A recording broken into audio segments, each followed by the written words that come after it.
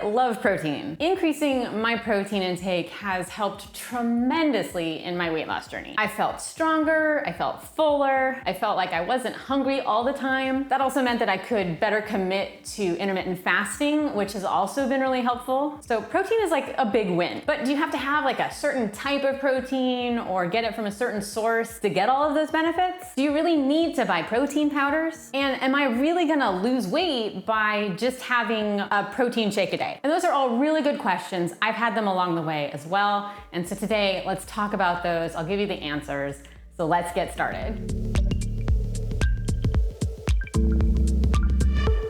All right, so I've talked about it over and over in my videos, but to lose weight, you need to be in a caloric deficit. This is also called a hypocaloric state. That means you need to be consuming less calories than you're burning in a day. If you eat over the amount that you're burning in a day, you're typically not gonna lose weight. You might add weight even if it's adding muscle. Now, in a caloric deficit or a hypocaloric state, research has shown that having a high protein intake, 1.2 to 1.6 grams of protein per kilogram of body weight, spread across the day in 25 to 30 gram servings, enhances reductions in body weight, body fat, and triglycerides, along with preserving your body's fat-free mass and to maintain the number of calories your body is already burning at rest. So that means your existing muscle and your metabolism. And those are all super high benefits. Now, this protein doesn't need to come from protein supplements. As long as you're hitting your daily protein goals and you're getting that through high quality lean protein sources that's providing your body with the amino acids, your body's gonna get what it needs, including protein from plant sources. However, that doesn't mean that protein supplements and protein powders aren't gonna be helpful to get you there as well for weight loss. Protein powders can be an extremely helpful and convenient way to hit those protein targets, especially when you're wanting to be cutting out calories. But not all protein powders are created equal. There are some that have more sugar and other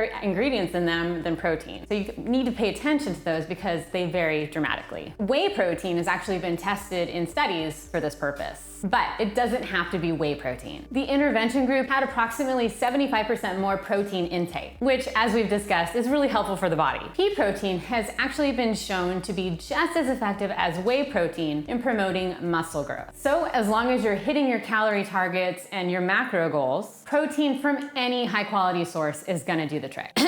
Like Cleanish protein. For many people, whey protein doesn't really sit well in their stomach, but that doesn't mean there isn't a protein powder that will work for you. For example, a lot of people, like Dustin also, really take well to pea protein and other plant-based proteins. In Cleanish protein, along with the pea protein, you also get milled flaxseed and chia protein powder, meaning that in each serving of 20 grams of high quality protein, you're also getting 3 grams of fiber. And that's gonna help you keep from snacking and it's gonna keep your gut healthy. So this additional fiber also helps enhance Cleanish protein to be used as a meal replacement protein powder. You know, many people find that they just don't have the time to cook a full meal. Life is busy, I totally get it. And you know I love my protein smoothies and I can link to those recipes for you below. But hey, sometimes you don't even have time to make a protein smoothie and blend all the ingredients together. And so if you find that that happens to you a lot, it can be really easy to just grab a bottle, add some water, and mix together your protein powder for an easy meal replacement. If you're wanting to make that meal a little bit larger, you can grab a bagel and add some cream cheese or an Ezekiel English muffin with a little bit of grass-fed butter and just make that a fuller meal. That way you're getting your high protein, your healthy, complex carbs, and some good quality fats as well. Usually something I have on a daily basis. Now, of course, I don't recommend replacing all of your meals with protein shakes. Along with these essential nutrients, whole foods also provide you a ton of micronutrients and other organic compounds that can help your body in a lot of ways. So you don't want to miss out entirely on those. If you need some help on calculating your macros so you understand what macro intake you need, check out my video on how to calculate your macros. I also have a delicious 7-day weight loss meal plan, and that packs in a ton of whole foods and protein and fiber into those 7 days. So I'll link to both of those videos so you can check those out. And I will see you in the next video.